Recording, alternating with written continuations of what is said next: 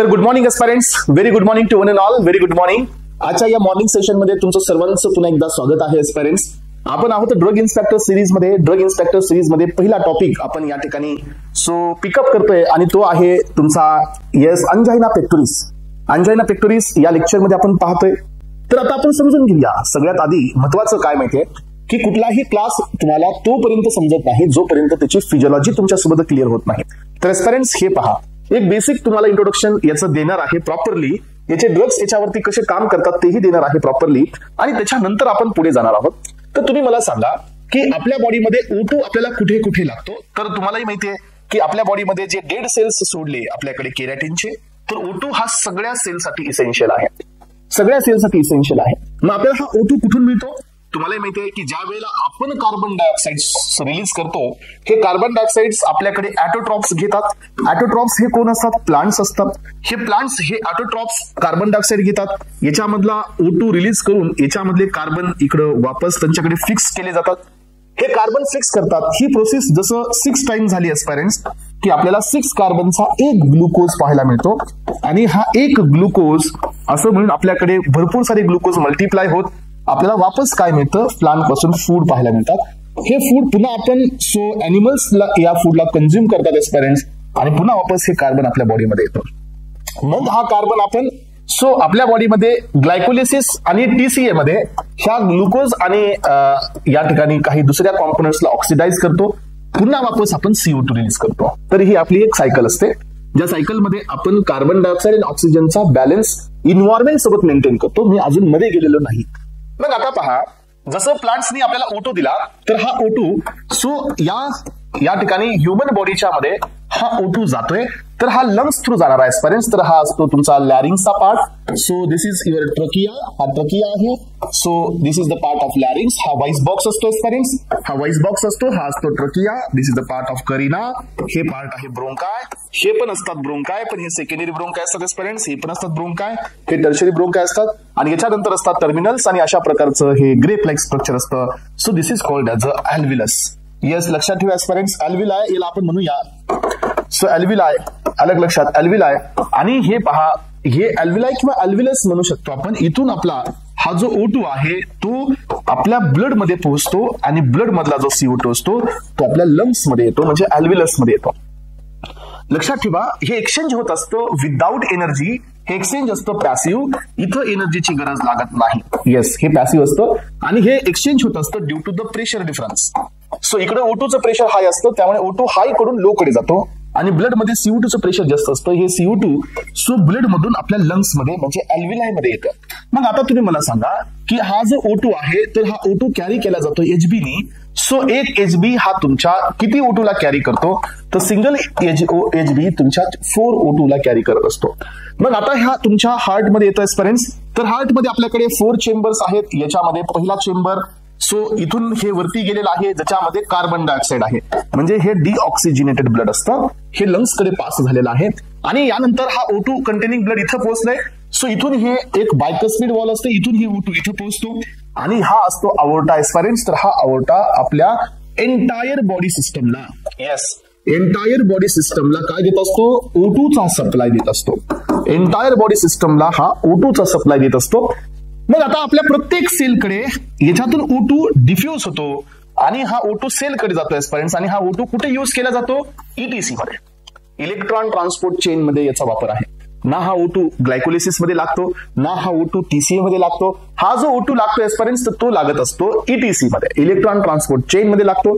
आणि मग आपल्याला इथं तुमच्या बॉडीमध्ये CO2 तयार होतात. एक ग्लुकोज मॉलिक्यूल जर TCA आणि ग्लायकोलिसिस मध्ये जर ऑक्सिडाइज होत असेल, then you will get a 6 CO2. मग हा CO2 इथं येतो आणि पुन्हा हे ब्लड डिऑक्सिजिनेटेड होतं एस्पायरंट्स आणि इथून पुन्हा हा इथं ओपन होतो. असं आपल्याकडे CO2 कंटेनिंग ब्लड घेऊन येणारे 3 कॉम्पोनंट्स असतात. त्यातला एक असतो हा इन्फेरियर वेना केवा, वरून येणार असतो हा सुपिरियर वेना केवा. आणि लक्षात घ्या एस्पायरंट्स, हा जो अवोर्टा आहे हा आपल्या बॉडीतल्या सगळ्या टिश्यूजला, लक्षात घ्या, सगळ्या टिश्यूजला O2चा सप्लाय देतो एक्सेप्ट 1. तर लक्षात ठेवायचं आपल्याला, हा जो अवोर्टा आहे, हा अवोर्टा आपल्या बॉडी मधल्या सगळ्या टिश्यूजला O2चा सप्लाय देतो एक्सेप्ट 1 टिश्यूज. आणि हे टिश्यू असतात. हे हार्ट आपल्याकडे काय आहे सांगा? हार्टचं काम हे ऑक्सिजनेशनचं आहे का? सांगा बरे. नाहीये. हार्टचं काम हे डिऑक्सिजनेशनचं आहे का? नाहीये. हार्ट हे आपल्या बॉडीमध्ये काय रोल प्ले करतं?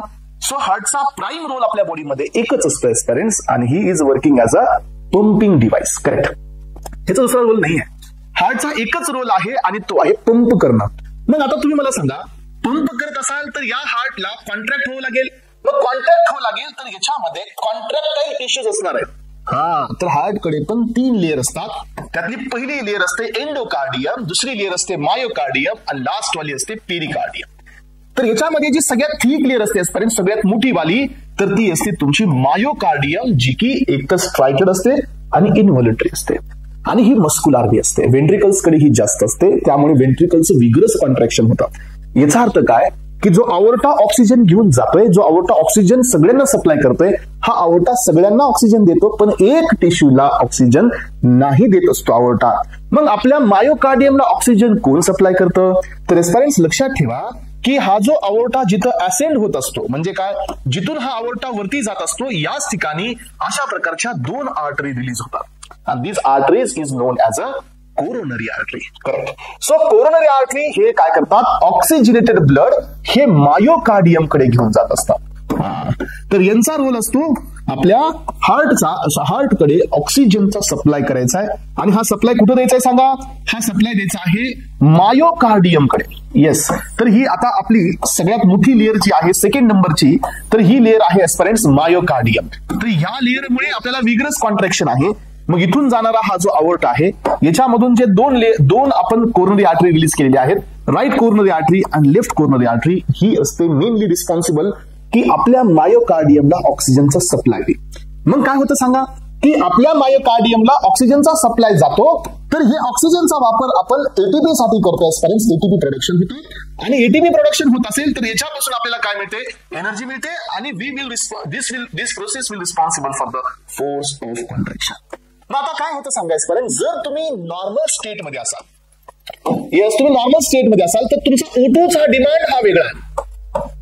येस. आणि जर तुम्ही एक्सरसाइज मध्ये असाल, लक्षात ठेवा पेरेंट्स, सो तर तुमचा O2चा डिमांड हा वेगळा आहे. O2चा डिमांड हा तुमचा वेगळा आहे. सो तुम्ही जर समजा रनिंग मध्ये असाल, तुम्ही एक्सरसाइज करत असाल, तर तुमच्या O2चा डिमांड हा वेगळा आहे. पहा, समजा तुम्ही आता माझ्यासोबत बोलताय, तुम्ही नॉर्मल मध्ये आहात, तर तुमचं फोर्स ऑफ कॉन्ट्रॅक्शन हे नॉर्मल आहे. नॉर्मल आहे फोर्स ऑफ कॉन्ट्रॅक्शन, त्याच्यामुळे तुम्हाला जो O2 लागतोय मायोकार्डियमला, तोही नॉर्मल लागतोय.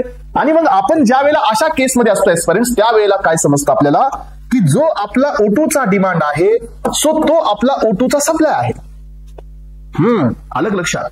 सो O2चा जो डिमांड आहे तोच आपल्या O2चा सप्लाय आहे. तर या मसल्स मध्ये कुठल्याही प्रकारचं पेन तुम्हाला पाहायला मिळणार नाही. मग आता दुसरी गोष्ट काय होते सांगा की जर तुम्ही तुमच्या बॉडीला अनस्टेबल केलं, येस, तुम्ही तुमच्या बॉडीला एक्सरसाइज मध्ये घेऊन आलात, जर तुमची बॉडी आता ऍक्टिव्हेट होते, तुम्ही रनिंग करताय, आणि मग आता काय होणार आहे सांगा? सो तुमचा O2चा जो डिमांड आहे तो आता ट्रिमेंडसली इन्क्रीज होणार आहे. मग तुम्ही काय करणार या केसमध्ये? मग या केसमध्ये एस्पिरंट्स आपण इनहेलेशन फक्त नोजनी नाही करणार, तर इनहेलेशन आपण याच्यासोबत माउथनी पण करतो. कशासाठी? कारण आपल्याला हा डिमांड मॅच करायचा असते. अलग लक्षात. समजा पहिल्यांदा 100 मोल्स लागत होतील, आपली डिमांड आहे 100 मोल्सचा सप्लाय आहे, तुम्ही रेस्ट मध्ये, देयर इज नो पे. पण एस्पिरंट ज्या वेळेला आता हा सप्लाय तुमचा 100चा जर 500 डिमांड होते आणि सप्लाय वापस 100 आहे, then your body will get something pay. मग आता बॉडीची प्राईम ऑब्जेक्टिव्ह काय आहे? बॉडीचं प्राईम ऑब्जेक्टिव्ह हे आहे की तुमचं हे जे डिमांड इन्क्रीज झालेली आहे, तर त्याच्यासाठी तुम्ही नोजनी इनहेलेशन करताय, प्लस तुम्ही माउथनी पण इनहेलेशन करताय. Yes no? बरं ठीक आहे. मग आता तुमच्या लंग्स मध्ये, अल्व्हिलाई मध्ये O2 जास्त झाला, पण इथं होऊन काही फायदा आहे का? काही फायदा नाही. लंग्स मध्ये O2 असेल काही फायदा नाहीये. तुम्ही सर ब्लड मध्ये, बरं ठीक आहे, चला आपण ह्या O2ला ब्लड मध्ये घेऊन जाऊया. ब्लड मध्ये पण हा असून काही फायदा आहे का? काही फायदा नाहीये. सो हा O2 तुमचा कुठं जास्त पाहिजे सांगा बरे? हा O2 तुमच्या मायोकार्डियम मध्ये जास्त पाहिजे. अलग लक्षात. मग ऑब्विसली आता ज्यांच्या बॉडीमध्ये फ्लेक्झिबिलिटी आहे, जे ऍथलेटिक्स असतात, जे पोलीस भरतीचे असणारे, जे डेली एक्सरसाइज करतात, त्यांच्यामध्ये कसं होतं पहा की जसं हा डिमांड इन्क्रीज होत असेल एस्पिरंट्स की इमिडिएटली त्यांची बॉडी सिस्टम तशी काम करते.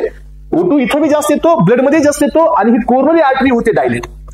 सवय असते त्यांना, कोरोनरी आर्टरी होते डायलेट, आणि तेवढा O2चा सप्लाय इकडे जातो, आणि त्या पर्सनला रनिंग करत असताना चेस्ट पेन नाही होत. म्हणजे अजूनही याला अंजायना झालेला नाही. येस, मग आता तुम्ही सर की अंजायना कधी होतं ते सांगा आता. हे पहा एस्पायरंट्स, सो अंजायना होण्याचे दोन रिझन आहेत. सो एक रिझन असतं जो की आपल्याला अंजायना नसतो नॉर्मलमध्ये, पण ज्याला आपण रनिंग करतो त्यावेळेला वाटतो, पेन होतो. सो दुसरा अंजायना असतो की ज्या वेळेला आपण रनिंग मध्ये नाही, स्टेबलच आहोत तरी पेन होत आहे. हा बी एक प्रकारचा अंजायना असतो. याचं कारण बघा, तुम्हाला सांगतो मी काय होत असतं एस्पायरंट्स, की जर मी आता रनिंग मध्ये आहे, जर मी इथं एक्झरसाइज मध्ये आहे, लक्षात ठेवा, तर माझ्या ह्या कोरोनरी आर्टरीची जी डायमीटर आहे ती नॅरो होते, इथं स्पाझम होतं. That is what the coronary artery spasm. हे कधी होतंय? हे मला रेस्टिंग कंडिशन मध्ये, तर रेस्टिंग कंडिशन मध्ये पण स्पाझम आहे. सो आता मी इथं एक्झरसाइज करतोय तरी पण मला इथं स्पाझम आहे. मग रेस्टिंग कंडिशन मध्ये मला का पेन नाहीये सांगा बरं? कारण रेस्टिंग कंडिशन मध्ये पेन याच्यामुळे नाहीये की डिमांड कमी आहे. स्पाझम तर दोन्हीकडे आहे.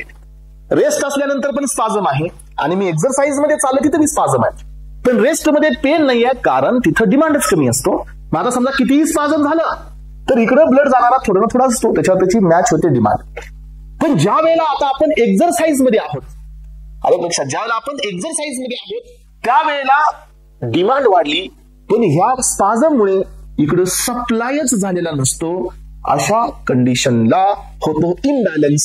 आणि जर समजा एस्पायरंट्स हे आपल्याकडे मायोकार्डियलचे टिश्यूज आहेत, जर इथं O2चा सप्लाय नाही झाला एस्पायरंट्स, तर या ठिकाणी या सेलची डेथ होते. आणि डेथ होते आणि इथं होत असतो, अलग लक्षात, याला नाव द्यायचं ischemia. Yes, this is called as a myocardial ischemia. आणि मग आता हा सेल डेथ झाला, अलग लक्षात, इथं बघा, हा सेल डेथ आहे, हा सेल डेथ आहे, हा सेल डेथ आहे, पण ह्या सेलमध्ये O2 आहे. मग आता कॉन्ट्रॅक्शन होताना हा कॉन्ट्रॅक्ट होणार, हा बी कॉन्ट्रॅक्ट होणार आणि त्यासोबत हे बी कॉन्ट्रॅक्ट होणार. पण आता हे डेड सेल्स असतील एस्पायरंट्स, तर हे इंड्यूस करतात पेन, आणि this is called as a, yes, जर हे सिव्हिअरला गेलं तर याला म्हणायचं मायोकार्डियल इन्फ्रॅक्शन. जर हे पेन नॉर्मल लेवल असेल एस्पायरंट, तर दिस इज कॉल्ड अंजायना पेक्टोरिस. मग आता आपल्याला प्राईम कंडिशन लक्षात आली की अंजायना पेक्टोरिस मध्ये पहिला प्रॉब्लेम आहे तो म्हणजे हार्टचं फंक्शन इन्क्रीज होणे. पहिलं कारण बघा, आता जर हे आपण नॉर्मली आहोत तर आपल्याला गरज नाही ना, नॉर्मल मध्ये पेन नाही आहे, ठीक आहे, स्पाझम आहे, but there is a no pain. पण एस्पायरंट ज्या वेळेला आपण एक्झरसाइज मध्ये जातोय त्यावेळेला आपल्याला पेन पाहायला मिळते. आता हे पेन एक्झरसाइज मध्ये होतो, तर याचे दोन रिझन आहेत. एक तर हार्टचे फंक्शन्स वाढले, दुसरी गोष्ट जिकडं O2चा सप्लाय होत होता, तो O2चा सप्लाय करणारी जी कोरोनरी आर्टरी आहे त्याच्यात स्पाझम आहे, म्हणजे ते कॉन्ट्रॅक्ट झाले. हे दोन रिझन आतापर्यंत आपल्याला लक्षात आले. तर एस्पायरंट्स आता तिसरं रिझन लक्षात ठेवा, थर्ड, की आपल्याला रेस्ट मध्ये पण का अंजायना होतो. लक्षात घ्या एस्पायरंट्स, की आता जी आपला इथून जाणारा जो कोरोनरी आर्टरी आहे, या कोरोनरी आर्टरीच्या मध्ये अशा प्रकारचं प्लग फॉर्मेशन झालेलं असतं. हे पहा, so this is called as a atherosclerosis, जिथं तयार झालेला असतो ॲथेरोमा. तर एस्पायरंट्स, एक तर हा ब्लड क्लॉट असतो किंवा हे फॅटचं डिपॉझिशन असतं, आणि ज्याच्यामुळे सो आपल्या ब्लडचा सप्लाय हा आपल्या मायोकार्डियम कडे रेस्ट्रिक्ट होत असतो. म्हणून या कंडिशन मध्ये तुम्ही रेस्ट मध्ये असाल तरीही तुम्हाला पेन असतं. मग अशा प्रकारच्या अंजायनाला आपण नाव देत असतो व्हॅरियंट अंजायना. आणि जो पहिला क्लास तुम्हाला दिला मी, स्पाझम मुळे जो होत असतो अंजायना, तो असतो क्लासिकल अंजायना. लक्षात ठेवा. सो हे जे डिपॉझिशन आहे हे फक्त लिपिडच नाही, इथं ब्लड पण कोऑग्युलेट होत असतात. It can be the atheroma. अलग लक्षात. आणि मग अशा कंडिशन मध्ये तुम्हाला समजतं की अंजायनाचे रूट कॉजेस काय आहेत. मग अंजायनाचे रूट कॉजेस काय आहेत एस्पायरंट सांगा. तर पहिलं रूट कॉज आहे सो आपल्या मायोकार्डियमचं ओव्हर ऍक्टिव्हेशन. तर लक्षात ठेवा एस्पायरंट्स, ओव्हर ऍक्टिव्हेशन मुळे काय होणार आहे, सो O2चा या ठिकाणी डिमांड इन्क्रीज होणार. मग आपल्याला प्रॉब्लेम काय झाला सांगा, ऑक्सिजनचा सप्लाय आणि ऑक्सिजनची डिमांड ही आता इम्बॅलन्स झालेली आहे. सो डिमांड वाढली एस्पायरंट्स आणि सप्लाय कमी झालेला आहे. बरोबर आहे ना, असं झालं की नाही. मग आता तुम्हाला दोन ऑप्शन आहे. समजा तुम्हाला प्रत्येक मंथ मध्ये तुमचे पॅरेंट्स कडून समजा 1000 रुपीज पॉकेट मनी मिळत होता, आणि आता ते 1000 रुपीज तुम्हाला आता कमी पडत आहे. आता तुम्हाला दोन ऑप्शन आहेत. तुमचा खर्च वाढलाय, तुम्ही आता मोठे झालात, सो तुम्हाला दोन ऑप्शन आहेत आता. एक तर पप्पाकडून पॉकेट मनी वाढवून घ्या. येस पप्पा आता 1000 रुपीज मी काही होत नाही, give me 10,000 rupees per month. एक तर हा ऑप्शन आहे. दुसरा ऑप्शन आहे की पप्पा तर पॉकेट मनी वाढवणार नसतील तर आपला खर्च कमी करा. Yes there is only 2 option. आणि तुमच्याकडे 2 ऑप्शन असणारच आहे. एक ऑप्शन कोणता सांगितला सांगा. एक ऑप्शन तुमच्या समोर मी दिला. एक ऑप्शन मी तुमच्या समोर दिला. कोणता ऑप्शन दिला की सो तुम्हाला एकतर बघा तुम्हाला बॅलन्स बनवायचा आहे तुमचा खर्च आणि तुम्हाला मिळणारा पॉकेट मनी, तर तुमच्याकडे 2 ऑप्शन आहेत. तसंच आपल्याकडे पण 2च ऑप्शन आहेत. त्याच पद्धतीने आपल्याकडे पण 2 ऑप्शन आहेत. कोणते ऑप्शन आहेत सांगा. तर याच्यामध्ये पहिलं ऑप्शन हे आहे की तुम्हाला एकतर डिमांड कमी करायची आहे. तर हे पहिलं ऑप्शन तुमच्याकडे आहे. राईट. सो डिमांड कमी करायची आहे पॅरेंट्स. राईट. सो बघा आता डिमांड कमी करण्यासाठी तुम्हाला काय करावं लागेल. तुमच्या हार्टवरती सोडियम चॅनलचा ब्लॉक चॅनल असतात ज्याच्यामुळे फोर्स ऑफ कॉन्ट्रॅक्शन वाढते. याच्यामुळे कॅल्शियम इन्फ्लक्स होतो. सो सोडियम चॅनलमुळे एसए नोड डिपोलराइज होतो, एव्ही नोड डिपोलराइज होतो आणि मग फोर्स ऑफ कॉन्ट्रॅक्शन वाढतं. हे प्रॉब्लेम आहे. दुसरा प्रॉब्लेम काय सांगा. तुमची डिमांड ही कॅल्शियम चॅनलमुळे पण वाढते कारण हे असतं खरं फोर्स ऑफ कॉन्ट्रॅक्शनसाठी. सोडियम चॅनल असतं तुमचा सो जे तुमच्या एसए नोड एव्ही नोडला डिपोलराइज करण्यासाठी. कॅल्शियम चॅनल असतं खरंच कॉन्ट्रॅक्शनसाठी. मग हे तो सगळ्यात मेन प्रॉब्लेम आहे. बरं मला एक गोष्ट सांगा तुम्ही एस्पिरंट्स की आपल्याकडे डॅमेज कशामुळे झालेलं आहे. आतापर्यंत डॅमेज झालेला आहे O2 नसल्यामुळे. पण आपल्याकडे काही तिसरा कॉन्सेप्ट असतो फ्री रॅडिकल्स तयार होतात. हे बघा आता आपल्याला काय मिळालं तर सांगा बरे की O2चा सप्लाय न झाल्यामुळे मायोकार्डियम डॅमेज झाले होते आणि that may be leads to the ischemia. O2 नसल्यामुळे इशेमिया झाला होता आपल्याला. मग आता आपल्याकडे अशी एक कंडिशन आहे आपल्या लिपिड्सचं ऑक्सिडेशन होत असताना जर हे ऑक्सिडेशन कम्प्लिटली झालं नाही तर आपल्या बॉडीमध्ये फ्री रॅडिकल्स जनरेट होतात. आणि हे फ्री रॅडिकल्स जनरेट होतात एस्पिरंट्स आणि हे फ्री रॅडिकल्स आपल्या मायोकार्डियमला सो डायरेक्टली डॅमेज करतात. तर मला सांगा मग O2 कमी होऊन डॅमेज होण्याचा काही अर्थच नाही. असंही डायरेक्ट डॅमेज होत असेल तर असा बी अंजायना होतो की नाही. असा बी अंजायना होतो. आलं लक्षात. याचा अर्थ काय की आपल्याला लक्षात ठेवायचंय. सो चौथा पॉइंट काय एस्पिरंट्स की β1 रिसेप्टर ऍक्टिव्हेट झाल्यामुळे पण आपल्याला काय वाढतं फोर्स ऑफ कॉन्ट्रॅक्शन. म्हणजे याच्यामुळे पण तुमची डिमांड वाढते. ह्यातला हा ड्रग वेगळा बरं का. ह्याला साईडला काढा. फ्री रॅडिकल्स जनरेशन होत असतं आपल्या मायोकार्डियम मध्ये.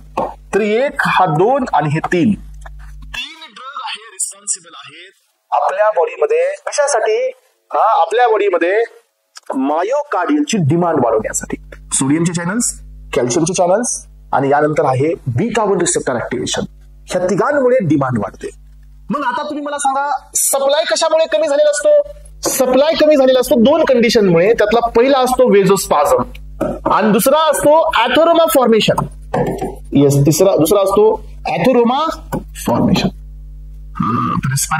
हे बघा 3 कारण आपल्याला सापडले. एक पहिलं कारण हे आहे डिमांड वाढली. दुसरं रिझन आहे सप्लाय कमी झाला आणि अजून एक रिझन असते एस्पिरंट्स की आपल्या या सो हार्टचं डॅमेज वाढलं. डॅमेज आणि हार्टचं डॅमेज कुणामुळे वाढलं सांगा. सो फ्री रॅडिकल्समुळे. बघा आता येस लक्षात ठेवा एस्पिरंट्स आपल्याला काय कळालं इथं आतापर्यंत. सो 3 रिझनमुळे अंजायना वाढलेला आहे. पहिलं रिझन आहे डिमांड इन्क्रीज झाली ह्या 3 रिझनमुळे. दुसरं कारण आहे सप्लाय कमी झाला ह्या 2 रिझनमुळे. आणि तिसरं रिझन आहे की याच्यामुळे डायरेक्ट हार्ट डॅमेज झाले आणि तरी अंजायना झाला. मग आता तुम्हाला याच्यामध्ये हा क्लास तुम्हाला वेगळा करतो. सो हा अंजायना तुम्हाला स्पाझम आहे पण पेन नसतं. म्हणजे हे अंजायना तुम्हाला फक्त तेव्हाच दिसतो ज्यावेळेला तुम्ही एक्सरसाइज मध्ये असता. रेस्टिंग मध्ये हा अंजायना नसतो. सो हा अंजायना तुम्हाला रेस्ट मध्ये पण असतो कारण हे अॅथोरोमा आहे. त्याच्यामुळे ब्लड फ्लो ऑब्स्ट्रक्ट होतो आणि तिकडं तुम्हाला ब्लड हे जाताना दिसतच नाही. मग आता दिस इज कॉल्ड कोरोनरी थ्रोम्बोसिस. अॅथोरोमा म्हणजे त्यालाच म्हणू आपण. सो मग आता झालं काय एस्पिरंट्स की या बेसिसवरती आपण 2 क्लास केले. Classical angina, variant angina. यालाच आपण प्रिन्समिटल अंजायना ही म्हणू शकतो. It is also called as unstable angina आणि हसतो स्टेबल अंजायना. मग आता आपल्याला ह्या ट्रीटमेंट द्यायच्यात. आता आपल्याला काय करायचंय आता हे सगळं सॉल्व्ह करायचंय. मग आता सॉल्व्ह करण्यासाठी आपण काय काय करतो बघा आता. त्याच्यामध्ये पहिला ऑप्शन घेऊन येतो. येस फर्स्ट ऑप्शन आणतो की डिमांड कमी करू आपण. तर एस्पिरंट्स आपल्या बॉडीवरती हार्टवरती असणारे सोडियम चॅनल आपण इनहिबिट करतो. म्हणजे हे फनी सोडियम चॅनल्स इनहिबिट करतो. यानंतर आपण कॅल्शियम चॅनलचे इनहिबिटर्स पण देतो. पण तुम्हाला माहितीये का कॅल्शियम चॅनल्स हे इथं बी आहेत. कॅल्शियम चॅनल ब्लड वेसलवरती बी आहेत. मग जर आपण ब्लड वेसल वरती जे कॅल्शियम चॅनल जर इनहिबिट केले तर याच्यामुळे डायलेशन होतं. हे डायलेशन जर सिव्हिअरला गेलं ऍस्पायरंट्स तर काय होतं सांगा, रिफ्लक्स जातो. आणि रिफ्लक्स जाऊन काय होतं, रिफ्लक्स टॅकिकार्डिया. तुम्हाला मी शिकवलं होतं, पहा आता एकदा रिपीट करतो. हे बघा, जर मी माझ्या ब्लड वेसल वरतीचे हे कॅल्शियम चॅनल जर मी ब्लॉक केले ऍस्पायरंट्स, कॅल्शियम चॅनल ब्लॉक करणे, तर याच्यामुळे होतं डायलेशन. हे डायलेशन जोपर्यंत नॉर्मल आहे तोपर्यंत मला काहीही अडचण नाही आहे. पण हे डायलेशन ज्या वेळेला सिव्हिअरला जाईल ऍस्पायरंट्स त्यावेळेला माझा रिफ्लक्स जातो एएनएस कडे. एएनएस मधून काय तयार होतो, सिम्पॅथॅटिक फ्लो तयार होतो. येस, सो या ठिकाणी सिम्पॅथॅटिक आउटफ्लो येतो. सिम्पॅथॅटिक आउटफ्लो मधून काय तयार होतं, नॉर ऍड्रेनलिन तयार होतं. नॉर ऍड्रेनलिन हे ब्लड वेसल वरती इथं कॅल्शियमला ब्लॉक केल्यामुळे काय झालं, डायलेशन झालं होतं. तर हे नॉर ऍड्रेनलिन अल्फावर काम करतो 1 वरती आणि he will make the constriction. याचा अर्थ काय की हा प्रॉब्लेम इथं कम्पेन्सेट झाला. डिफेन्स मेकॅनिझमनी वापस गेलं, हे एएनएस ला ऍक्टिव्हेट केलं आणि हे डायलेशन आपण नॉर्मलला घेऊन आलो कन्स्ट्रिक्शन करून. पण हेच नॉर ऍड्रेनलिन वापस तुमच्या बीटा 1 वर काम करतं आणि इन्क्रीज करतं फोर्स ऑफ कॉन्ट्रॅक्शन, इन्क्रीज करतं हार्ट रेट. ट्रान्सपरंट हे तर आपल्या अंजायनामध्ये फिजिबल नाहीये. मग यालाच म्हणायचं रिफ्लेक्स टॅकिकार्डिया. हे कोण दाखवतात, कॅल्शियम चॅनल ब्लॉकर्स दाखवतात. त्यातलं पण कोण, सो त्यातला पण एकच क्लास आणि तो असतो डायहायड्रोपिरिडिन वाला. हा, तर एस्पायरंट्स म्हणूनच लक्षात ठेवायचं की डायहायड्रोपिरिडिनचा क्लास कुठल्या अंजायनामध्ये, तर या व्हॅरियंट अंजायनामध्ये याचा वापर नाही करायचा आहे. कारण हे रिफ्लक्स टॅकिकार्डिया दाखवतात. रिफ्लक्स करून पुन्हा वापस हार्टचे फंक्शन्स वाढवत आहे, म्हणून हा इथं यूज नाही करायचा आहे. मग आपल्याला इथं कॅल्शियम चॅनल ब्लॉकर्स यूज करता येतात एस्पायरंट्स. कोणते ब्लॉकर्स यूज करावे लागतात, वेरापामिल वापरू शकतो आपण, नॉर वेरापामिल वापरू शकतो आपण, डिल्टेझिम वापरू शकतो आपण, इव्हन डायहायड्रोपिरिडिन पण वापरू शकतो. पण हे आपल्याला सस्टेन रिलीज द्यावे लागतात जेणेकरून सिव्हिअर वेझोडायलेशन होऊ नये. आलं लक्षात. हा, मग आता आपल्याकडे तिसरा क्लास कोणता येईल, बीटा ब्लॉकर्सचा. बीटाला ब्लॉक करा. बीटाला ब्लॉक केल्यानंतर एस्पायरंट्स काय होणार आहे, तुमचं फंक्शन्स डिक्रीज होतील, हार्टचं फोर्स ऑफ कॉन्ट्रॅक्शन डिक्रीज होईल, तर ऑक्सिजनची डिमांड ड्रॉप होईल. यानंतर मग तुम्हाला सो वेझोस्पाझम काढायचं एस्पायरंट्स, तर you need to use the nitrates. तर नायट्रेट्स आणि दुसरे काही वेझोडायलेटर्स असतील जे हे स्पाझम रिलीज करतील. मग आता नायट्रेट्सचा रोल कसा असतो पहा, तर तुम्हाला मी दाखवतो नायट्रेट्स हे कसे काम करतात एस्पायरंट्स. नायट्रेट्स हे या ठिकाणी इथं सो अल्डिहाइड रिडक्टेज नावाच्या एन्झाईमनी यांचं ऍक्टिव्हेशन होतं आणि इथं जाऊन हे एनओ रिलीज करतात. एनओ रिलीज हा जीसी ला ऍक्टिव्हेट करतो. जीसी हा तुमच्या सायक्लिक जीएमपीचं कन्व्हर्जन करतो. कशापासून, जीएटीपी पासून. जीटीपीचं कन्व्हर्जन सायक्लिक जीएमपी मध्ये होतं. सायक्लिक जीएमपी हा इनहिबिट करतो मायोसिन लाईट चेन कायनेजला. हे कायनेज कोणाला ऍक्टिव्हेट करणार असतो, ऍक्टिन आणि मायोसिनला. ऍक्टिन आणि मायोसिन कोण असतात एस्पायरंट्स, ऍक्टिन मायोसिन हे कॉन्ट्रॅक्शनचे प्रोटीन्स असतात आणि त्याच्यामुळे इथं होत असतं रिलॅक्सेशन. आलं लक्षात, त्याच्यामुळे इथं काय होत असतं, रिलॅक्सेशन. हा, तर ह्या पद्धतीने नायट्रेट्स हे वेझो डायलेशन दाखवतात. मग आता तुम्हाला माहित असू द्या की आपल्याकडे अजून एक प्रॉब्लेम आहे हा वाला. तर आता हा प्रॉब्लेम कसा सॉल्व्ह करायचा सांगा, तर इथं तुम्हाला ड्रग्स द्यावे लागतात. सो अँटी प्लेटलेट्स, ऍस्पिरिन द्यावा लागतो, नाहीतर मग क्लोपिडोग्रेल द्यावा लागतो. हा, तर हे 2 ड्रग इथं आपण देत असतो, ऍस्पिरिन किंवा क्लोपिडोग्रेल, जे की कोण असतात, हे अँटी प्लेटलेटचे ड्रग्स असतात एस्पायरंट, जे इथं अथेरोमा फॉर्मेशन इनहिबिट करतात. अलग लक्षात, जर हे फॅटचं डिपॉझिशन असेल तर मग इथं आपल्याला स्टॅटिन द्यावे लागतात. स्टॅटिन जे की कोलेस्ट्रॉलचं सिंथेसिस इनहिबिट करतात. आणि एस्पायरंट सगळ्यात शेवटीचा क्लास म्हणजे हे फ्री रॅडिकल जनरेट करणारा, इथं बी आपल्याला इनहिबिटर्स द्यावा लागतो. आणि हे सगळेच्या सगळे क्लास आपल्या अंजायना पेक्ट्रिस मध्ये दिलेले आहेत. कळालं का सगळ्यांना, अंजायना पेक्ट्रिसची फिजिओलॉजी लक्षात आली. Why the angina pectoris. So HMG CoA reductase inhibitor जर हे लिपिडिक केस असेल तर, हा जर हा अथेरोमा असेल तर अँटीप्लेटलेट्स, जर हे ब्लॉकेज जर समजा लिपिड्स असेल तर मग एचएमजी कोई रिडक्टेज आपण देत असतो. आणि या ठिकाणी एस्पायरंट्स आपण आतापर्यंतच्या रेकॉर्डमध्ये सो आपला हा बेस इथे अंजायनाचा आपण क्लिअर करून घेतलेला आहे. Now we are moving towards the theoretical part of angina pectoris. Okay, तर एस्पायरंट्स बघा, कुठलाही टॉपिक समजून घेत असताना सो हे गरजेचं असतं. हा, तर हे क्लोपिडोग्रेल हा तुम्हाला अजून तिथं शिकवलाय मी ऑलरेडी की हा कोण होता, तर हा अँटी प्लेटलेट. सो आपल्या प्लेटलेट वरती आपल्याकडे एडीपीचे रिसेप्टर्स असतात, प्युरिनचे रिसेप्टर, P2Y12 अँटागोनिस्ट. अलग लक्षात, हे आपण घेतले ऑलरेडी. येस, तर हे पहा, मग आता आपल्या लक्षात आलं पेरेंट्स की कुठंतरी आपल्याला त्याच्याच अकॉर्डिंगली आता आपल्याला काय करायचे आहेत, सो ड्रग्स प्रिस्क्राईब करायचे आहेत. आणि तुम्हाला माहिती असू द्या, अंजायनामध्ये आपल्याला सिस्टोल पाहिजे का डायस्टोल पाहिजे हे बी महत्वाचं आहे. सो बघा, आता आपण बीटा 1 ला ब्लॉक करून आपण काय कमी करतोय, कॉन्ट्रॅक्शन कमी करतोय, म्हणजे सिस्टोल कमी करतोय. अंजायनामध्ये डायस्टोल जास्त पाहिजे, म्हणजे हार्ट रिलॅक्स पाहिजे. रिलॅक्स असेल तरच काय होईल, मायोकार्डियमला सप्लाय जाईल. लक्षात ठेवा, अंजायनामध्ये सिस्टोल जास्त झालेलं असतं. अंजायनामध्ये सिस्टोल म्हणजे हार्ट कॉन्ट्रॅक्शन जास्त असतं, त्याच्यामुळे काय होतं की मायोकार्डियमला सप्लाय जात नाही. सो मायोकार्डियमला सप्लाय कधी होत असतो, डायस्टोल मध्ये. म्हणून आपल्याला काय करावं लागतं, बीटा 1 ला ब्लॉक करा, कॅल्शियमला ब्लॉक करा, फनी सोडियमला ब्लॉक करा, आणि काय करा, तुम्हाला डायस्टोल वाढवायचा आहे, म्हणजे रिलॅक्सेशन वाढवायचं आहे, जेणेकरून काय होईल, रिलॅक्सेशनच्या फेज मध्ये सो मायोकार्डियमकडे सप्लाय जास्त आहे. मग आता तुम्हाला रिलॅक्सेशन करणारे हे पण ड्रग्स आहेत.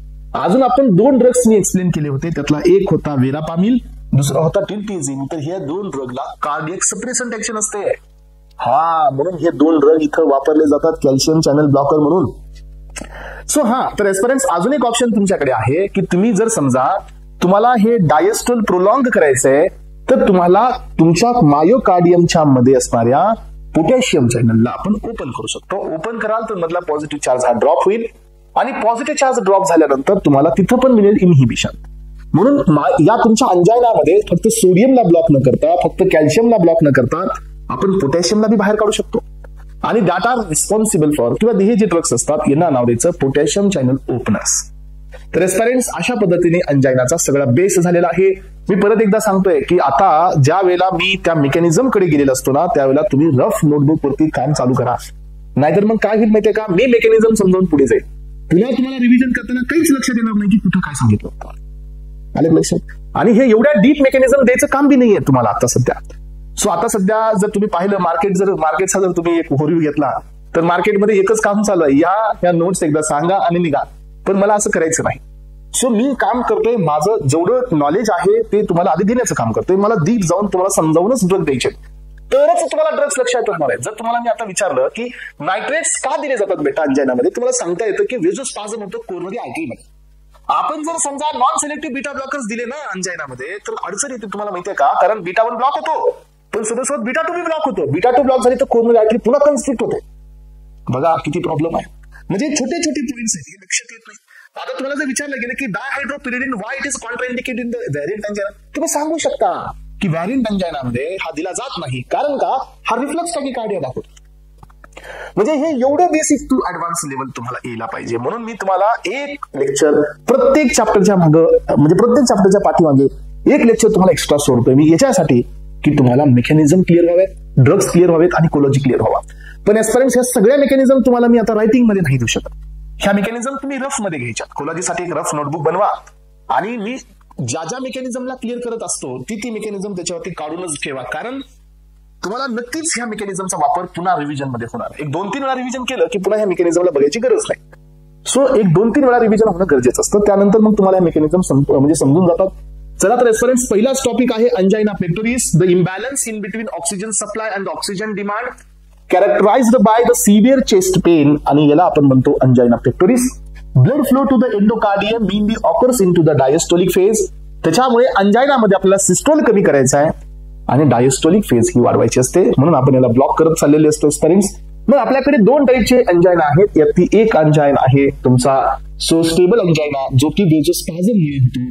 यानंतर आहे व्हॅरियंट अंजाइना, प्रिन्झमेटिल अंजाइना, वेझोस्पॅस्टिक अंजाइना. याच्यामध्ये जो मेन रिझन असते स्पेरिंग्स, तर ते असतं तुमचं अॅथोरोमा फॉर्मेशन. तर लक्षात ठेवा, अॅथोरोमासाठी इथं मी तुम्हाला 2 ड्रग स्पेशली सांगितले होते. त्यातील पहिला होता एस्पिरिन, तर दुसरा होता क्लोपिडोग्रेल. हे 2 ड्रग इथं कॉमनली याच्यावरती युज केले जातात. हे स्पाझम आपल्याला कमी करायचंय तर आपल्याला वेनोडायलेटर्स द्यावे लागतील. तर एस्पेरिन्स याच्यामध्ये पहिला क्लास आला नायट्रेट्स. सो नायट्रेट्सचा हा पहिला क्लास आलेला आहे इथं. सो नायट्रेट्स हे कोण आहेत एस्पेरिन्स, तर हे आपल्या बॉडीमध्ये डायलेटरचं काम करतील. शॉर्ट ऍक्टिंग आहेत ग्लिसरील ट्रायनायट्रेट्स. सो याला आपण या ठिकाणी इथं दिलंय तुम्हाला, हे पहा इथं मेन याचं रिझन आहे, याला सेकंड नेम आहे. सो बघा तुम्हाला सांगतो इथं काय झालेलं आहे की मध्ये जाणारा जो फ्लो आहे तो हा फ्लो तुमचा ऑब्स्ट्रक्ट झालेला आहे. सो त्याच्यामुळे याला तिथं वेझोस्पास्टिक अंजाइना ही म्हणलेला आहे. पण याचं मेन नेम जे आहे हे व्हॅरियंट आहे, व्हॅरियंट अंजाइना म्हणायला, व्हॅरियंट वाला. सो लक्षात घ्या, शॉर्ट ऍक्टिंग मध्ये पहा ग्लिसरील ट्रायनायट्रेट आहे.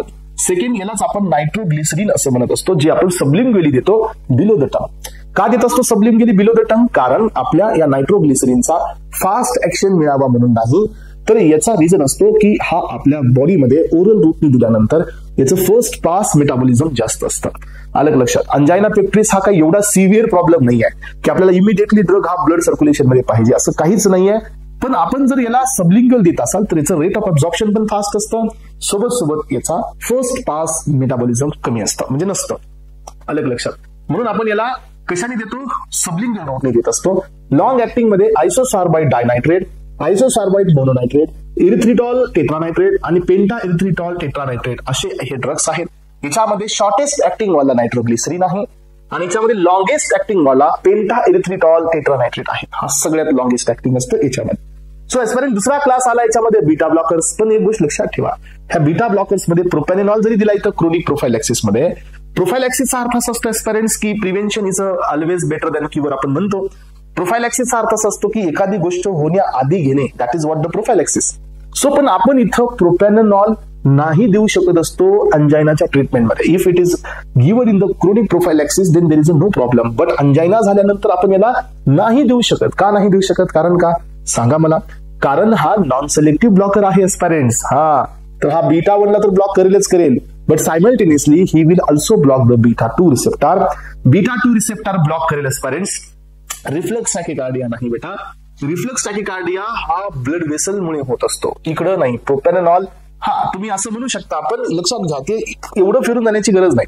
सो प्रोपॅनिनॉल हा बीटा 2 रिसेप्टर जे आहे तुमच्या ब्लड वेसलवरती त्याला ब्लॉक करेल, तर कोरोनरी वेझो कन्स्ट्रिक्शन होईल आणि त्याच्यामुळे ब्लड फ्लो ऑब्स्ट्रक्ट होईल. त्यामुळे हा व्हॅरियंट म्हणजे कम्प्लिटली दिला जात नाही. सॉरी, क्लासिकल मध्ये पण हा कॉन्ट्राइंडिकेट असतो. व्हॅरियंटचा सोडा, क्लासिकल मध्ये हा कॉन्ट्राइंडिकेट असतो. मेटोप्रोनॉल, ॲटेनॉल आपण देऊ शकतो कारण हे सिलेक्टिव्ह आहेत. यानंतर पहा, इथं माझ्याकडे नेक्स्ट क्लास आहे कॅल्शियम चॅनल ब्लॉकर्स. सो याच्यामध्ये हे कॅल्शियम चॅनल ब्लॉकर्स हे एल टाईपचे कॅल्शियम चॅनल्स आपल्या हार्टवरती पण असतात आणि हे कॅल्शियम चॅनल ब्लड वेसल्स वरती पण असतात. मग आता हे कॅल्शियम चॅनल ज्याला ब्लड वेसल्स वरती ब्लॉक करतील त्यावेळेला मात्र काय होणार आहे? त्यावेळेला तुम्हाला जे इन्फ्लक्स आहे कॅल्शियमचं ते कमी होईल, तर इनहिबिट होईल तर रिलॅक्सेशन. हे जर सिव्हिअरला गेलं तर सिव्हिअर व्हॅझोडायलेशन, मग ब्लड प्रेशर कमी होऊन पुन्हा हायपोला जाईल. मग हे कम्पेन्सेट करण्यासाठी पुन्हा रिफ्लक्स जाईल एएनएस कडे, सिम्पॅथॅटिक आउटफ्लो वाढेल आणि अल्फा 1 रिसेप्टरला ऍक्टिव्हेट करत पुन्हा वेझो कन्स्ट्रिक्शन होईल. इकडलं तर कम्पेन्सेशन झालं ब्लड वेसल वरती, पण हा नॉरएड्रेनालिन हार्ट वरती हार्ट रेट वाढेल किंवा फोर्स ऑफ कॉन्ट्रॅक्शन वाढेल. That is responsible for the reflux tachycardia. आणि ह्या तिघांमधून फक्त एकाला ही ऍक्शन आहे. कारण हे बघा, हे दोघं जे आहेत ना हे बी रिफ्लक्स टॅकिकार्डिया दाखवतात, नाही असं नाही. ह्या दोघांकडे पण रिफ्लक्स टॅकिकार्डिया आहे, पण ह्या दोघांकडे ऍडिशनल कार्डियक सप्रेसंट ऍक्शन आहे. हा तर लक्षात ठेवा, यांच्याकडे ऍडिशनल एव्ही सप्रेसंटची ऍक्शन असते. एव्ही कोण असतो? एव्ही हा ऍक्टिव्ह व्हेंट्रिक्युलर नोड असतो. याच्यावरती ह्या दोघांचा इफेक्ट इनहिबिटरी असतो. कुणाचा? वेरापामिलचा आणि बेन्झोथायझेपिनचा, ह्या दोघांचा. त्याच्यामुळे काय होतं की एनी रिफ्लक्स टॅकिकार्डिया दाखवल्याला तिथं कम्पेन्सेट होतो. हा याच्यामुळे तिथं जो रिफ्लक्स टॅकिकार्डिया आलाय ना तो तिथं कम्पेन्सेट होतो आणि मग या ठिकाणी तिथं तो रिफ्लक्स टॅकिकार्डिया कम्पेन्सेट झाला. सो त्याच्यानंतर हे दोन्ही ड्रग कुठल्याही प्रकारचा प्रॉब्लेम नाही देत, पण याला कार्डियक सप्रेसंट ऍक्शन नसते. त्यामुळे ह्या डायहायड्रोपिरिडिनचा रिफ्लक्स टॅकिकार्डिया तसाच राहतो. मग रिफ्लक्स टॅकिकार्डिया झाल्यामुळे कार्डियकचे फंक्शन्स वाढतात. कार्डियकचे फंक्शन्स वाढले की O2 ची डिमांड वाढते. त्याच्यामुळे डायहायड्रोपिरिडिन हे दिले जात नाहीत. तुम्ही सर दिले जात नाहीत तर मग इथं का दिलेत? बेटा पुढे ब्रॅकेटमध्ये दिलंय मी, सस्टेन्ड रिलीज फॉर्म्युलेशन दिले जातात. कारण ते सस्टेन रिलीज दिल्यानंतर काय होतं, हे स्लोली रिलीज होतात, तर सिव्हिअर व्हेझोडायलेशन होत नाही. आणि रिफ्लक्स टॅकिकार्डिया हे बघा, आपल्याला इथं दुसरं ऑप्शन असतं की हे पहा, आपल्याकडे इथे याचा दुसरा ऑप्शन असतो आणि इथं आपण दुसरा ऑप्शन म्हणून काय करू शकतो सांगा? इथं आपल्याकडे दुसरा ऑप्शन असतो की जर समजा डायहायड्रोपिरिडिन आपण देत आहोत तर रिफ्लक्स टॅकिकार्डिया होतो, मग ह्याला ब्लॉक करण्यासाठी आपल्याला याच्यासोबत बीटा 1 ब्लॉकर्स द्यावा लागतो, ॲटेनॉल. पण मला काय म्हणायचंय, ही थेरपी बरोबर आहे, पण अंजायनामध्ये ऑलरेडी आपल्याकडे दुसरे 2 आहेत ना calcium channel blockers. Yes. So त्याच्यामुळे प्रेफरेबल ड्रग ह्या डायहायड्रोपिरिडिनचा जो रिफ्लक्स टॅकिकार्डिया होत असतो तो आपण ॲटेनॉल सोबत ब्लॉक करू शकतो, नाही असं नाही. That is absolutely correct. पण आपण इथं 2 बीटा ब्लॉकर हे आपल्याकडे ऑलरेडी कॅल्शियम चॅनल ब्लॉकर्स आहेत. So why we need to combine the dihydropyridine plus atenolol. Even though ते 2 देण्यापेक्षा इथं आपल्याकडे 2 ड्रग अवेलेबल आहेत. आणि सो यानंतर मग आपण नेफिडिपिन, फेलोडिपिन, एम्लोडिपिन यांचे सस्टेन रिलीज देत असतो. लक्षात ठेवा, याच्यातला मेन नेफिडिपिन आहे. नेफिडिपिनच एक्झामला येतो, लक्षात ठेवा. मग आता आपल्याकडे आर्टरी डायरेक्टर्स मध्ये कोण आले? पोटॅशियम चॅनल ओपनर्स आले, निकोरॅन्डिल आला, पिनॅसिडिल आला, क्रोमॅकेलिन आला. आता हे 3 ड्रग आहेत जे पोटॅशियमला ओपन करतात. तुम्ही कधी ह्या पोटॅशियम चॅनलची फिजिओलॉजी समजून घेतली असेल तर थोडंसं समजून घेण्याचा प्रयत्न करा. तुम्हाला माहिती असू द्या की आपल्या बॉडीमध्ये इथं ब्लड व्हेसल्स आहेत एस्पिरंट्स. तर याच्यामध्ये पोटॅशियमचा जो फ्लो असतो तो बाहेरून मध्ये कधीच असतो. पोटॅशियमचा फ्लो असतो मधून बाहेर, अलग लक्षात. आणि पोटॅशियम चॅनल हे एक काय असतात, तुमचं परमेबिलिटी ज्याला म्हणजे सिलेक्टिव्हली परमेबल नाही आहेत, हे इझिली परमेबल असतात. याला नाव द्यायचं असतं पोटेन्शियल डिटरमाइनिंग आयन. तर पोटेन्शियल डिटरमाइनिंग आयन हे सोडियम कधीच नसतात. पोटेन्शियल डिटरमाइनिंग आयन हे पोटॅशियम असतात, लक्षात ठेवा. तुम्हाला असं डिपोलरायझेशन कुणामुळे असतं बेटा, डिपोलरायझेशन सोडियममुळे जरी असेल तर जर मध्ये मायोकार्डियमचं पोटेन्शियल तुम्ही जर पाहिलं तर हे कुणामुळे, बरं ठीक आहे, आपण मधून बाहेरून सोडियम घ्यायला लागलो पण मधून पोटॅशियम बाहेर जायला लागलं, काय उपयोग आहे? काहीच उपयोग नाही, कारण तुमचा पॉझिटिव्ह चार्ज वाढणारच नाही. त्याच्यामुळे पोटेन्शियल डिटरमाइनिंग आयन हे पोटॅशियम आहे. आता काय होतं की जर आपण ह्या पोटॅशियम चॅनलला ओपन केलं, लक्षात ठेवा, तर पोटॅशियम विल गो आउट आणि मध्ये काय होणार मग सांगा, मधल्या साईडला मोर निगेटिव्ह चार्ज येणार, अलग लक्षात. मोर निगेटिव्ह चार्ज आले की काय होईल aspirants, so you may get the hyperpolarisation आणि hyperpolarisation will cause the relaxation. So aspirants अशा प्रकारे आपण पोटॅशियम चॅनलला ओपन करत असतो अंजायनामध्ये आणि आपण इथं आर्टरीला डायलेट करत असतो, है ना. ओपनच्या जागी कन्स्ट्रिक्टच्या जागी आपण ह्याला डायलेट करतो. यानंतर पहा याच्यामध्ये काही ड्रग्स हे मिसलॅनियस आहेत. डायपॅरिडामोल आहे, ट्रायमेटाझिडिन आहे, रेनोलाझिन आहे आणि हा तुमचा आयवाब्रॅडिन आहे. तर हे ड्रग्स पण फेमस असतात एस्पिरंट्स. यांची प्रत्येकाची मेकॅनिझम आहे. कोण फनी सोडियम चॅनल इनहिबिटर आहे, तर कोण या ठिकाणी तुमचा ब्रॅडिकार्डियाक एजंट आहे, तुमचं एएसए नोड एव्ही नोड कंडक्शनला ब्लॉक करणारे ड्रग्स आहेत. पाहू आपण. मग आता याच्यामध्ये पहिलाच क्लास आता आपण इंडिव्हिज्युअल क्लासिफिकेशन झालं बरं का, क्लासिफिकेशन झालेलं आहे. क्लासिफिकेशन मध्ये आता 2 ड्रग आले नाहीत बरं का, ते मी जे तुम्हाला सांगितले जे व्हॅरियंट मधले 2 ड्रग आहेत त्याच्यामध्ये एक एस्पिरिन आणि क्लोपिडोग्रेल, हे लक्षात ठेवा. हे जनरली तुम्हाला क्लासिफिकेशन मध्ये मिळतच नाही, पण हे 2 ड्रग असतात जर तुम्हाला ऍथोरोमामुळे जर अंजायना होत असेल तर, अलग लक्षात. त्याच्यामुळे त्या 2 ड्रगला तुम्हाला हे नोट्स मध्ये ऍड करायचं किंवा करून देईल मी तुम्हाला. नायट्रेट्स, पहिला क्लास आला नायट्रेट्स. तर एस्पिरंट्स नायट्रेट्सचं जे ऍक्शन असते हे वेन वरती जास्त असते than the artery. Vein dilation करतो, result in the peripheral pooling of the blood, and consequently decreases the preload and the end diastolic pressure. So aspirants काय होतं सांगा, प्रीलोडचा अर्थ असा असतो की जे तुमच्या हार्टच्या पल्मोनरी साईडला जो लोड असतो तो या ठिकाणी डिक्रीज होतो. आणि हे नायट्रेट्स वेनोडायलेटरचं काम करतील. तर ह्या नायट्रेटचा अर्थ असा असतो की हे प्रीलोड कमी करून कार्डियाकडे जो O2चा सप्लाय आहे किंवा कार्डियाकडे जो ब्लडचा फ्लो आहे एस्पिरंट्स ते इन्हान्स करणारे असतात. याची मेकॅनिझम ऍक्शन बघा, इन नायट्रिक ऑक्साईड इथे ऍक्टिव्हेट होतो. नायट्रेट मी तुम्हाला सांगितलं होतं स्टार्टिंगला, तिकडे मेकॅनिझम दिलेली आहे. येनो रिलीज होत असतो नायट्रिक ऑक्साईड. तुम्हाला माहिती असू द्या येनो रिलीज करण्याची प्रॉपर्टी कुणाकडे आहे, येनो रिलीज करण्याची प्रॉपर्टी याच्यासाठी एक फॅक्टर रिलीज होतो. कोणता फॅक्टर असतो माहितीये का, NDRF. येस, NDRF चा अर्थ काय, हा एंडोथेलियल डिराइव्ड रिलीजिंग फॅक्टर असतो, हा रिलीज होतो मग येनो रिलीज होतो. आणि ही प्रॉपर्टी असते एंडोथेलियम कडे. एंडोथेलियल लेयर फक्त ब्लड वेसल मध्ये आहे, मध्ये ट्युनिका इंटर्नामध्ये, दुसरीकडे नाही आहे, लक्षात ठेवा.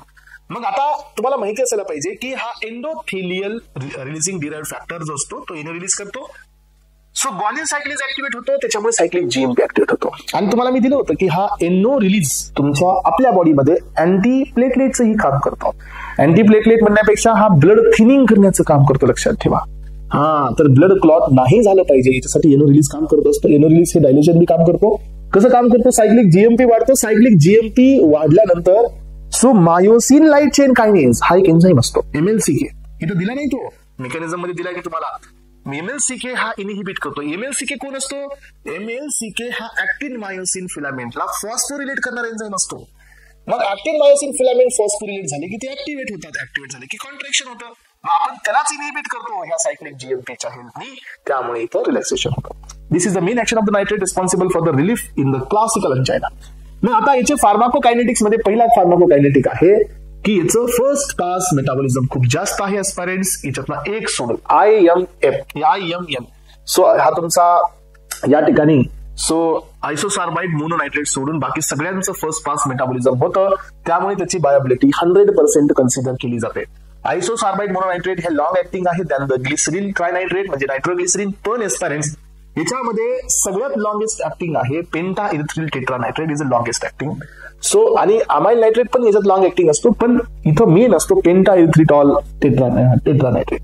आता तुम्हाला माहितीये का, मी 2 दिवसापूर्वीच याचं इंटरॅक्शन तुम्हाला सांगण्याचा प्रयत्न केला होता की आता हे वेझोडायलेट म्हणजे वेनोडायलेटर्स आहेत, अजून दुसरे वेनोडायलेटर्स नाही घ्यायचे. Not only Wien. तुम्हाला काय वाटतं की हे तुमचं फक्त वेनवरती काम करतं? नाही. सो नायट्रेट्स हे सिलेक्टिव्हली आहेत वेनवरती, पण यांची ऍक्शन जर थोडासा डोस वाढवला तर आर्टरीवरती बी आहे.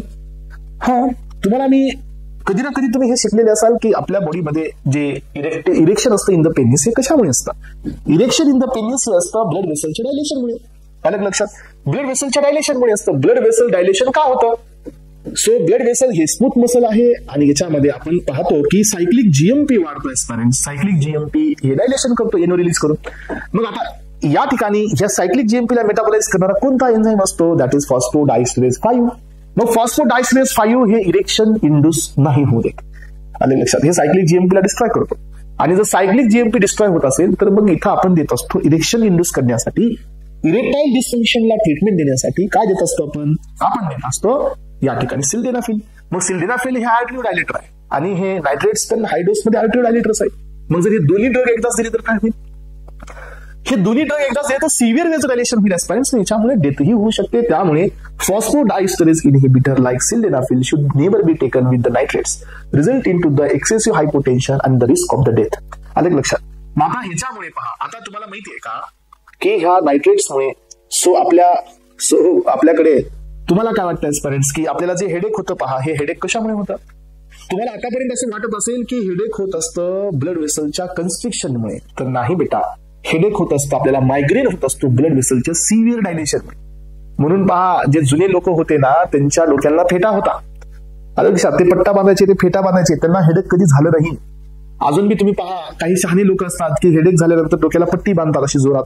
हा, ते बराबर शहाणे आहेत, कारण का ब्लड वेसल जर एक्सेसिव्ह डायलेट होत असतील तर हेडेक होत. मग आता आपण हे शिकू ना पुढे ऍटोकाइट्स मध्ये. मायग्रेन जर तुम्हाला असेल सिलेबसमध्ये तर आपण आहे ऍटोकाइट्स, तर पाहू आपण देतात.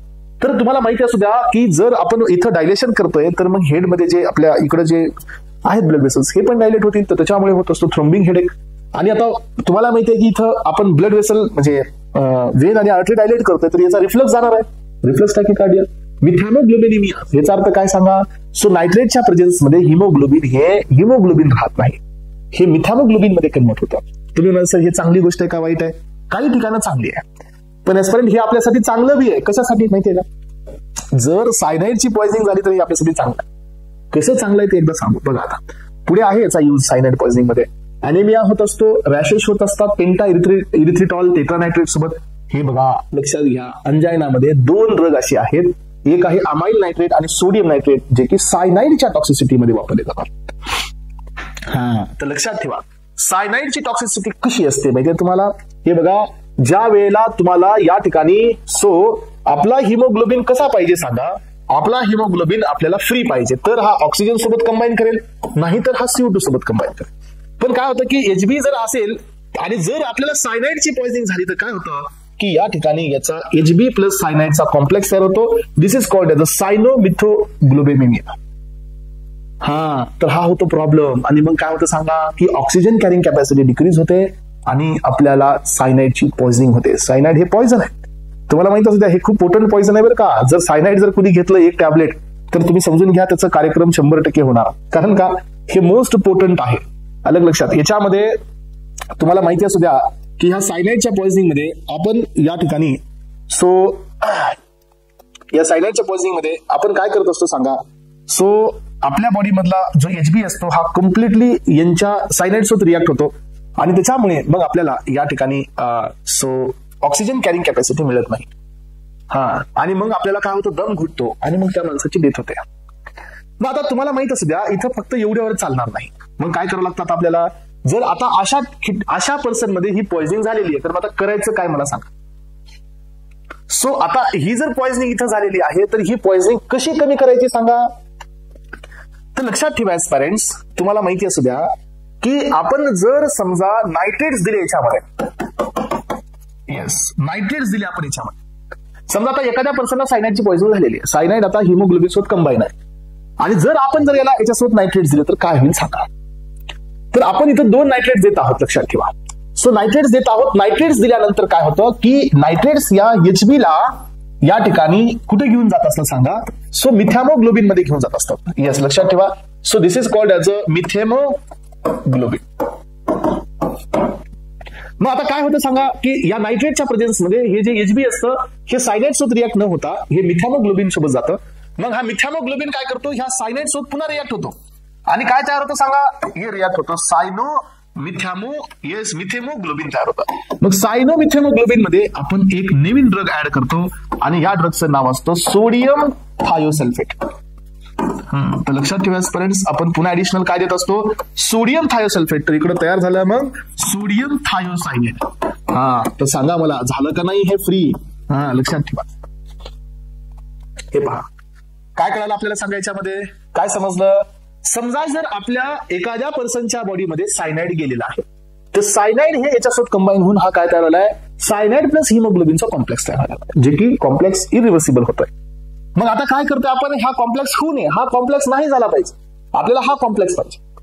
मग आपण काय केलं, नायट्रेट्स दिले. नायट्रेट्स मध्ये 2 नायट्रेट्स देतो आपण, एक असतो अमाइल नायट्रेट, दुसरा असतो सोडियम नायट्रेट, हे देतो. मग हे नायट्रेट्स या एचबी सोबत कंबाईन होतात. हे जो एचबी आहे ना, या आता समजा तुम्ही एचबी तर याच्यासोबत आहे, बरोबर आहे. हा एचबीची याला ऍफिनिटी कमी असते, मग एचबीची ऍफिनिटी नायट्रेटला जास्त असते. या दोघांचा कॉम्प्लेक्स होतो. मग दोघांचा कॉम्प्लेक्स होतो मिथॅमोग्लोबिन, मग याची ऍफिनिटी सायनाइडला असते. मग हे सायनाइड सोबत येतो. मग सायनाइड आपल्याला इथून रिलीज करावा लागतो. सायनाइड आपण रिलीज करतो, सोडियम थायसल्फेट देतो. हे बघा सोडियम थायनाइट्रेट एकत्र गेला आणि हे एक्सक्रीट होतो बॉडीतून आणि एचबी आपला पुन्हा रिव्हर्स झाला. असं करून आपण इथं काय करतो, सायनाइड टॉक्सिसिटी ट्रीट करतो. मग यासाठी सोडियम थायसल्फेट पण शेवटचा लक्षात ठेवायचं आहे. अमाइल नायट्रेट किंवा sodium nitrate plus sodium thiosulphate. Sodium thiosulphate हा रिजनरेटर असतो, हा रिजनरेट करतो एचबीला. ज्याला सायनोमिथॅमोग्लोबिन तयार होतो ना, त्याला सोडियम थायसल्फेट देऊन आपण ह्याला रिजनरेट करतो आणि थायोसायनाइड इकडे घालतो आपण सोडियम सोबत. आता हे वॉटर सोल्युबल आहे कारण सोडियम आहे, त्यामुळे आपल्या बॉडीच्या बाहेर एक्सक्रीट. सो आता पाहिलं आपण इथं एकच शब्दात सांगितलं की cyanide toxicity, amyl nitrate, sodium nitrate, followed by this इथं सोडियम थायसल्फेट बी लक्षात ठेवायचं. Preload reduction, afterload reduction. आणि यानंतर मग आता ट्रायमेटाझिडिन. ट्रायमेटाझिडिन हा कोणता ड्रग आहे सांगा. तर एस्पेरेंट्स हा ड्रग आपल्या मेकॅनिझम मध्ये कसा काम करतो तुम्हाला मी सांगतो. सो या ड्रगचं काम असतं, आपल्या बॉडीमध्ये पीफॉक्स इनहिबिटर असतो. हा पीफॉक्स इनहिबिटर. पीफॉक्स म्हणजे काय असतं माहितीये, की आपल्या बॉडीमध्ये जे फॅटी ऍसिड जे ऑक्सिडाइज होतात, हा पीफॉक्स इनहिबिटर असतो. आता हे फॅटी ऍसिडचं ऑक्सिडेशन होत असतं, पूर्ण नाही. मग आता हे काय करतात सांगा, तर हे long chain 3 keto acyl enzyme coenzyme असतो, जो की फ्री ऍसिड फॅटी ऍसिडला ऑक्सिडाइज करतो पण कम्प्लीट नाही. त्याच्यामुळे फ्री रॅडिकल्स जनरेट होतात. मग आपण इथं ट्रायमेटाझिडिन देतो एस्पेरेंट्स, जे याला इनहिबिट करतो. यानंतर पहा रॅनोलाझिन काय करतो, initially act as a blocking a sodium current that facilitate the calcium entry वाया सोडियम कॅल्शियम एक्सचेंजर. हे सोडियमचा एंट्री कमी करणार असतो रॅनोलाझिन. यानंतर हा आयवाब्रॅडिन जो असतो एस्पेरेंट्स, याचं काम असतं सोडियम चॅनलला या ठिकाणी इनहिबिट करणं, जे एसए नोडवर असतात.